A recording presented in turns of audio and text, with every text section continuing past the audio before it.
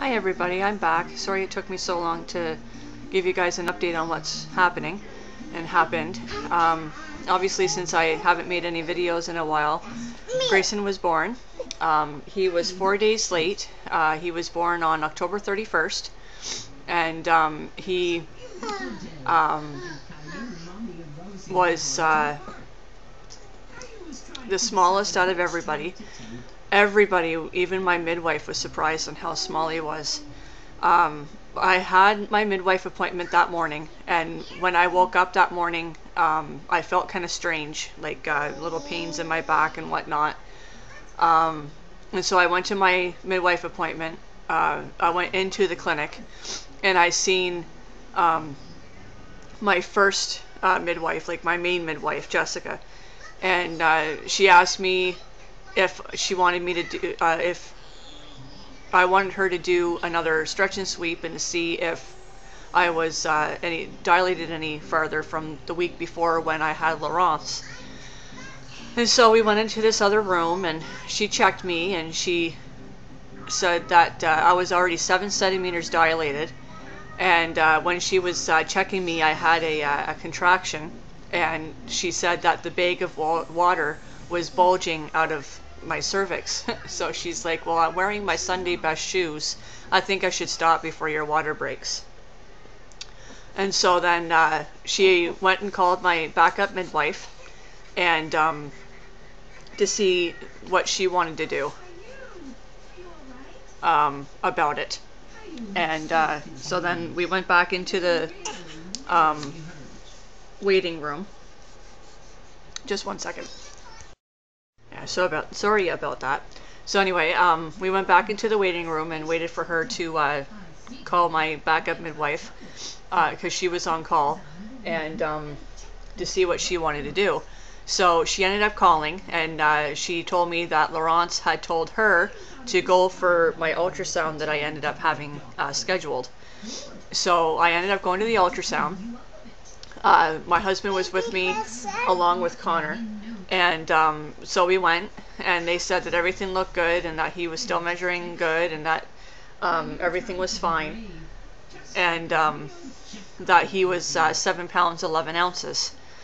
And so we started to go home and everything. First we stopped off at the dollar store to see if we could get some last minute candy for the kids, because obviously at 7 centimeters dilated and having contractions that were picking up, he was going to be born that day, because it was only 10:15. I went for my midwife appointment, and then 11:20 was my ultrasound. And so then we ended up going to the dollar store. They had no candy, of course, because he was born on Halloween. And then we went to the grocery store and we got a couple of boxes of candy and whatnot. And then we ended up going to McDonald's because my husband and Connor was hungry. And then we went home. And maybe about 20 minutes after we got home, my backup midwife called me. And she said that since I'm already 7 centimeters dilated, my water could break any time. My contractions are coming on stronger, even though they're a little bit slow. She told me to wait until 2 o'clock. At this time, it was about 1:30 or so, 1 o'clock when she called. And she told me to wait till 2 o'clock because she had to go into the clinic for some appointments, and then she'd meet me at the hospital. So we got to the hospital at 2:30, got checked in, got checked to see how far dilated I was and everything, and I was about an 8.5. So from 10:30 to about 2:30, I only dilated about a centimeter and a half. But when she checked my cervix and everything, she said that it would probably go fast and that he would be born within the hour. And my mom and I were like, yeah, right. I've never had a baby that fast before. So I got all in my gowns and everything, and got checked out, got my IV in for my GBS, and my husband and I went for a walk along the hallways, and my contractions were picking up really, really fast, that it was like every 5 seconds I had to stop. So we ended up going back to the room, and I said that I didn't want to lay down in the bed. I wanted to stay sitting up straight, but I didn't want to stand, and there was only one chair in the room, which my mom was sitting in, so I didn't want to make her move. So they got me a birthing ball. I was only on the birthing ball for about 15 minutes until I got into the bed, because my midwife said that she wanted to check me because my contractions were coming so fast and like so not hard, but intense, that there was no breaks in between.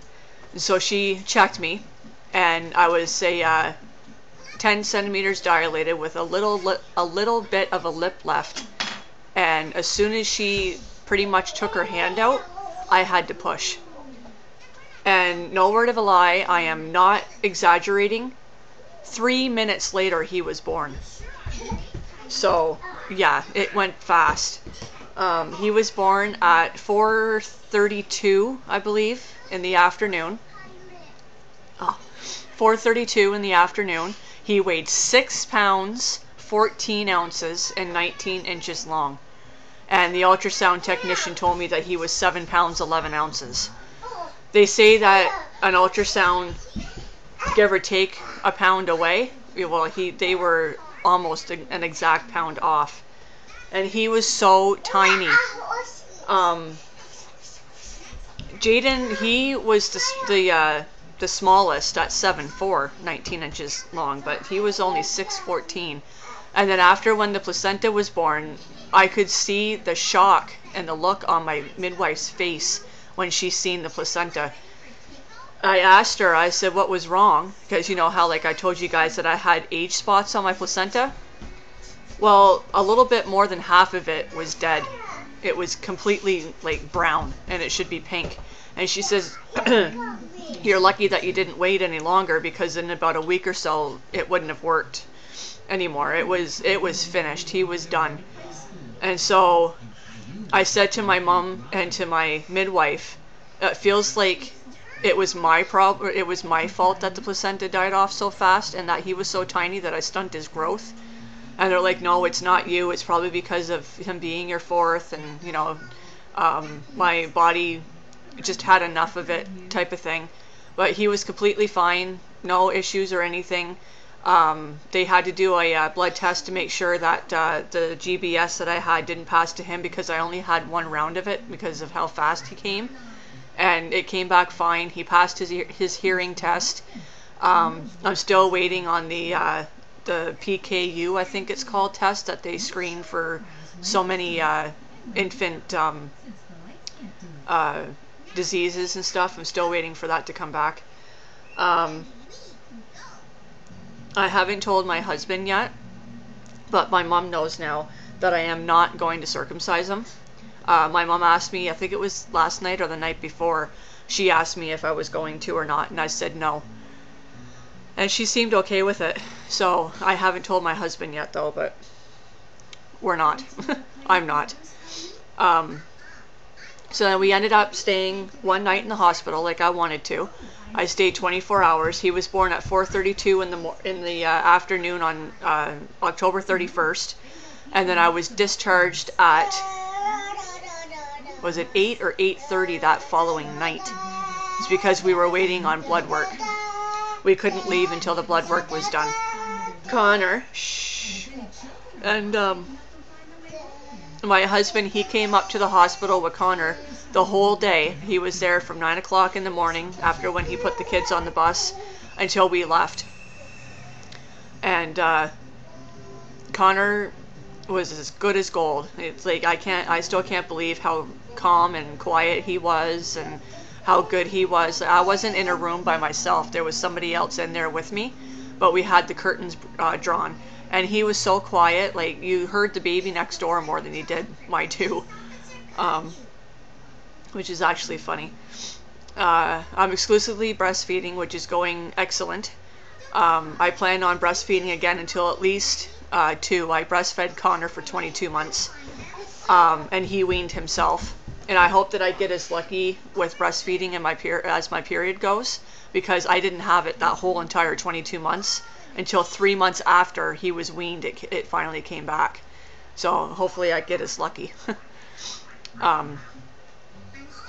So yeah, that's pretty much it with the labor and delivery update. As far as his sleeping goes, he could be a little bit better. He's one of these babies that as soon as you put them down, it doesn't matter how asleep they are in your arms, but as soon as you put him down, he's awake. So my mom told me the second day, she's like, why don't you go and get the car seat and sleep him in that in the crib? And I did that with Sarah. She slept in her crib for the first 6 months. So I knew that that could work because she wouldn't sleep in anything except her car seat. So that's why he's sleeping in. The crib is still in the same place as it was before. If you've watched my video where I showed you what my room looked like, the crib is still in the exact same place. We didn't move it or anything. We just have his car seat sitting inside. So yeah, I'm trying to think of something, if there was anything else. I should have wrote things down. As for me, I don't know how much weight I've lost because I keep forgetting to get my scales out. But at my midwife appointment, the day that he was born, I was 222, I think I was.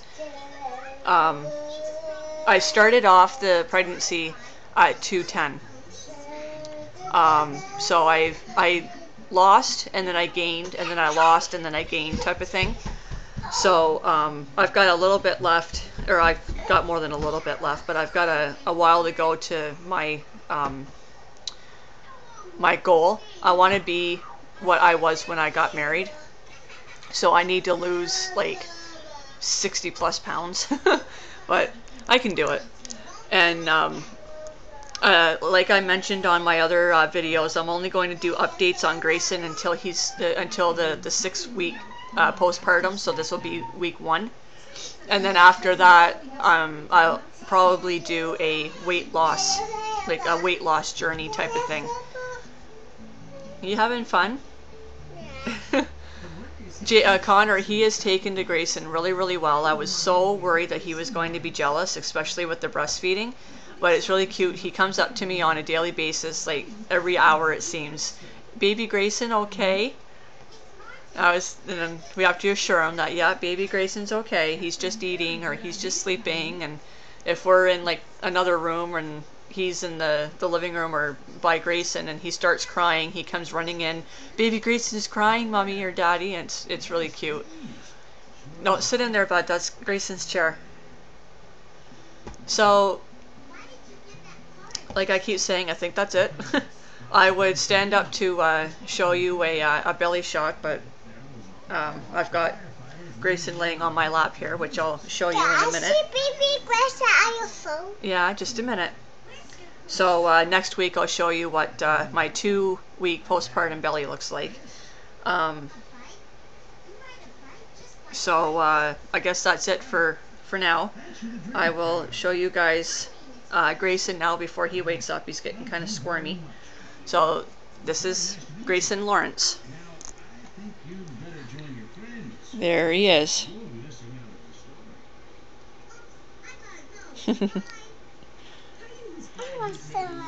He might look big on camera, but he is really small. Like, these pajamas that he's wearing are newborn, and I've got to kind of, you know, like, look at all that. Scrunch it up in the middle of it. But there he is. That's baby Grayson. He looks a lot like my dad, I find. And he looks a lot like what Jaden looked like when he was a baby. Careful, Connor. You a big brother now? Yeah? Careful, don't. So there he is. I could stare at him all day. And he's got really long fingers too. I don't know if I'll be able to pry them open. Now look at that. Look at the fingers. He'd be a piano player. He's got big hands. My daddy, he's like, it'd be perfect to hold a football. Mommy. I find he has big hands anyway. Mommy. What? Give me that. That's Grayson's. Where's my ball? I don't know where your ball is. Do you say that's it for now? That is for now, but Okay, so we'll see you guys next week for another postpartum update and see how much he's changed. I'll say bye to a phone. There he is again. Oh. Get that camera out of my face.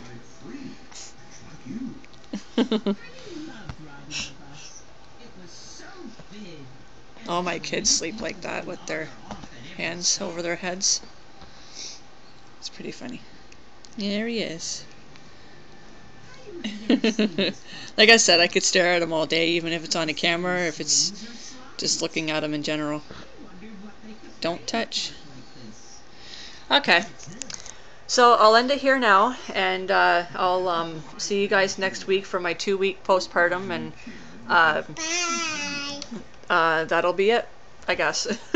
Like, I feel like I'm leaving something out, but I guess not. You want to say bye? Yeah. Bye. Bye-bye. Say have a good day. Bye.